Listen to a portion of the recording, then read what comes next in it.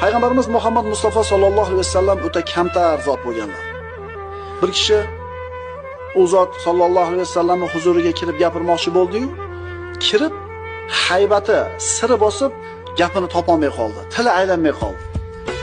Buni payg'ambarimiz ko'rib aytdilarki: "Hawina alayk, fa inni lastu bi malikin, innama ana ibnu imratin ta'kulu qadida." O'zingizni bosib oling. Men podsho emasman. Men qadid, ya'ni quritilgan go'shtni yeydigan ayolning bolasiman.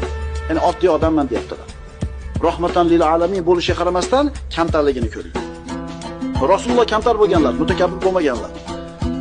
Safarlarning birida Rasululloh to'xtaganlarida hamrohlardan bittasi men qo'y so'yaman dedi. Ikkinchisi men uni pishiraman dedi. Rasululloh men o'tin terib kelaman dedilar. Qarang, Rasulullohga bir ish buyurmaydi. Rasulullohning xizmatini qilishlik sharaf sahobalarga, ammo Rasulullohning kamtarligini